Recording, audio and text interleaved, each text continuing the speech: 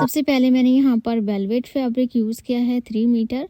अब मैं आपको बता दूँ, ये हैवी साइज़ में आप 3 मीटर ले सकते हो, और अगर पतले दुबले हो तो फिर आप 2.5 मीटर में भी इसको बना सकते हो। फ़िलहाल तो मैंने ये 3 मीटर लिया हुआ है।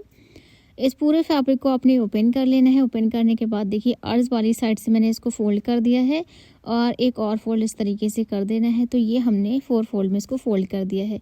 इसकी अर्ज़ देखिए 15 इंच की मैंने इसको फ़ोल्ड की है, और लंबाई मैंने 32 इंच की ली है, यानी कि जितनी हमारी टोटल लंबाई आती है उतनी मैंने लंबाई ले लेनी है। उसके बाद यहाँ पर शोल्डर का हम निशान लगाएंगे। तो जैसे नॉर्मल शोल्डर हम लेते हैं 6 इंच के या उससे ज़्यादा जितने भी आते हो, तो उसमें आपने आधा इंच और प्लस कर लेना है, जो कि हम बोथ नेक बनाएंगे तो उसके लिए हम ज़्यादा कर लेते हैं। आर्म होल मैं ले रही हूँ यहाँ पर 7.5 इंच के, और उसके बाद यहाँ पर चेस्ट का 4th पार्ट कर लें, उसमें 2 इंच और ऐड कर लें लूजिंग के लिए।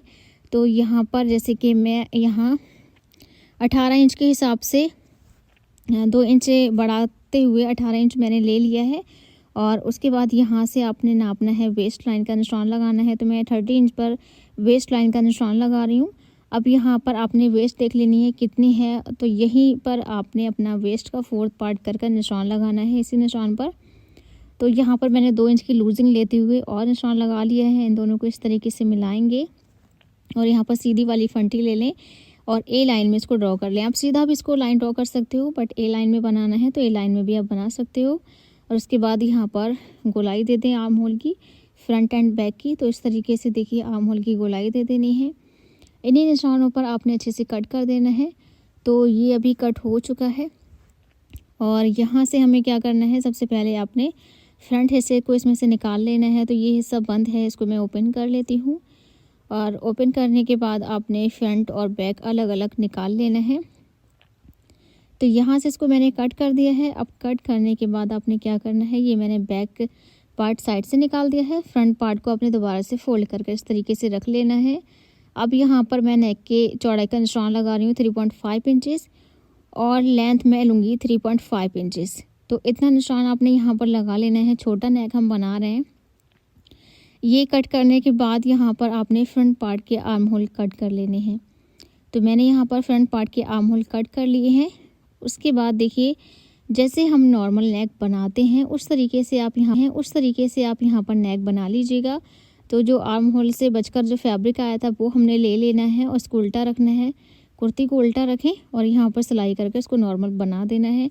तो मैंने यहाँ पर नेक बनाना आपको बता दिया है पिछली वीडियो में, तो आप जा कर के देख लीजिएगा। ऐसे ही हमने यहाँ पर बैक नेक बना लिया है। तो दोनों नेक अच्छे से बनाने के बाद इसको ऐसे रखेंगे हम, और शोल्डर सिल देंगे। शोल्डर सिलने के बाद यहाँ पर हम नॉर्मल सी फिटिंग लगा लेंगे। यहाँ देखिए ए लाइन में हमें फिटिंग लगाना है। तो मैंने यहाँ पर देखिए फिटिंग अच्छे से लगा ली है, और फिटिंग लगाने के बाद अब मैं इसको साइड से रख देती हूँ, क्योंकि हम अब स्लीव्स कट करेंगे।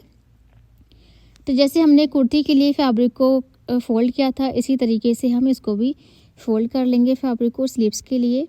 तो ऐसे देखिए 4 फोल्ड में अपने फैब्रिक को आपने अच्छे से फ़ोल्ड कर लेना है इस तरीके से। उसके बाद यहाँ पर आपने देखनी है सबसे पहले लेंथ। तो जैसे आपने फुल स्लीव्स रखनी है तो फुल ले लीजिएगा, हाफ़ रखनी है तो हाफ़ ले लें। तो जैसे कि मैं 19 इंच यहाँ पर फुल स्लीव्स की लेंथ रख रही हूँ, उसमें 2 इंच ऐड कर लेना है फोल्डिंग के लिए। उसके बाद यहाँ पर जो मैंने वीडियो बनाई थी वो शायद कट गई है, तो यहाँ नॉर्मल स्लीव्स का निशान लगा लिया है मैंने ए लाइन में, और इसको कट कर दिया है।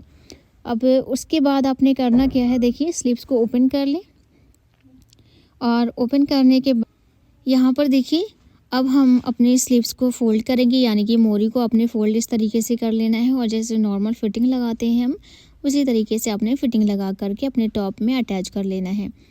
तो ये हमारा टॉप पार्ट है। इसमें हम जैसे नॉर्मल हम कुर्ती में स्लीव्स अटैच करते हैं, इसी तरीके से आपने इसमें भी स्लीव्स अटैच कर लेनी है। स्लीव्स अटैच करनी नहीं आती है तो लिंक आपको डिस्क्रिप्शन बॉक्स में मिल जाएगा।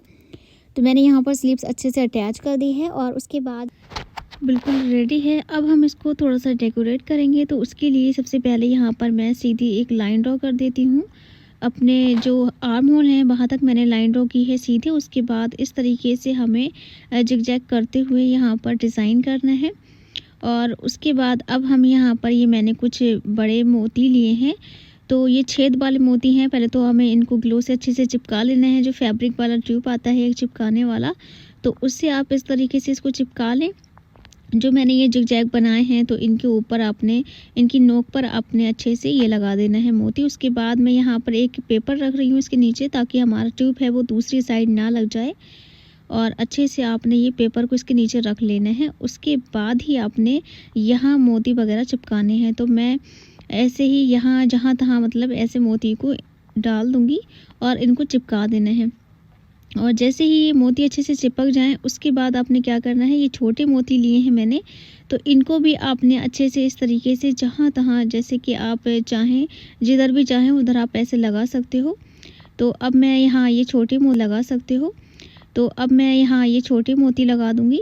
और जैसे ही छोटे मोती लग जाएं तो मैंने यहाँ पर कुछ मिरर लिए हैं, तो इनको भी हम चिपका देंगे। और ये चिपकने के बाद बिल्कुल भी नहीं छूटते हैं। वेलवेट फैब्रिक है तो इसमें तो बिल्कुल भी नहीं छूटेंगे। तो इनको भी मैं इधर उधर पूर दूँगी, यानी कि हम अच्छे से पहले ट्यूब अच्छे से लगाएंगे, उसके बाद ये मिरर चिपका देंगे। और जैसे ही मिरर चिपक जाएँ तो मैंने यहाँ पर ये देखिए कुछ नग वगैरह लिए हुए हैं, तो इनको भी आपने इधर उधर लगाते हुए ऐसे ही, यानी कि पूरी इतनी जगह हमें भर देनी है। तो जो भी आपके पास से अवेलेबल हो वो आप यहाँ पर चिपका दीजिएगा, तो बहुत सुंदर आपका नेक डिज़ाइन बन जाएगा और ये एकदम पार्टी वेयर लुक देगा। तो मैंने जैसे कि पहले ट्यूब लगा दिया है इधर उधर, उसके बाद ये आपने नग लगा देने हैं। और जैसे ही ये लग जाए तो देखिए मैं यहाँ पर एक, आपने कोई भी स्टिक वगैरह ले लेने हैं, उससे आपने ये बड़े आराम से लग जाते हैं। खा देती हूँ, ये मैंने अच्छे से चिपका दी हैं। उसके बाद मैंने यहाँ पर ये दूसरे कलर के मोती वगैरह लिए हुए हैं, तो ये बिना छेद वाले हैं, तो इनको ऐसे ही आपने चिपका देने हैं। और जैसे ही ये चिपक जाते हैं तो मैंने अभी ये छेदों वाले मोती लिए हुए हैं जो हमारे कपड़े के सेम कलर के हैं, तो इनको भी आपने इधर उधर लगा देना है। उसके बाद ये जर्किन ली है मैंने डायमंड, और उसके बाद इनको भी हमें इधर उधर लगा देना है। तो इतनी सारी चीज़ें मैंने यहाँ पर लगाने के बाद अच्छे से ये सूख जाता है। और आपने स्लीव्स पर भी ऐसे ही लगा देना है। तो जो हमारे स्लीव्स की मोरी हैं उनको भी मैं ऐसे ही लगा दूँगी। आप चाहें तो मोरी को यहाँ से रिमूव भी कर सकते हो, और ना चाहते हुए तो आप ऐसे ही इसमें जिगजैग करते हुए और अच्छे से चिपका दें। तो जैसे हमने नेक पर डिज़ाइन बनाया है, सेम तरीके से हम स्लीव्स पर भी डिज़ाइन बनाएंगे। तो यहाँ पर देखिए मैंने स्लीव्स पर भी उसी तरीके से डिज़ाइन बनाया हुआ है। पहले हमने इधर से चिपका लिया था, उसके बाद इधर से चिपकाया है, तो हमने स्लीव्स भी रिमूव नहीं की है। और ऐसे ही ये हमने तैयार कर लिया है। तो ये है हमारा फाइनल लुक। अब जो हमारे बड़े वाले मोती हैं तो ये इसमें छेद है, तो जिस में छेद है उसको मैं सुई से पक्का कर लूँगी, ताकि ये अच्छे से सेट हो जाए और छूटे भी ना। और वैसे ये छूटने वाले नहीं हैं, बट अगर आप इनको पक्का कर लेते हो तो और पक्के हो जाते हैं ये। और इनको मैं अच्छे से पक्का कर लूँगी। 1 से 2 बार सुई में हमने ट्रिपर कर धागा डाला है, तो ऐसे ही आप डाल लें। और सेम कलर का धागा लेना है, जो आपकी कुर्ती का कलर है वही कलर आपने धागे का लेना है, तभी आपने इस तरीके से पक्का करना है। तो ये देखिए इस तरीके से मैं पक्के कर लूँगी इनको। और ये है हमारा फाइनल लुक। तो ये देखिए बनने के बाद कुछ ऐसा नज़र आता है। और पास से भी इस ड्रेस को देखिए काफ़ी ज़्यादा फिनिशिंग के साथ इसमें हमने डिज़ाइन किया है। तो ये हमारे स्लीव्स हो गई हैं, और इसके साथ मैंने ट्राउज़र भी बनाया है, तो उसका वीडियो आपको यूनिक डिज़ाइन बाय नाज पर मिल जाएगा, तो ज़रूर से चेकआउट कर लें।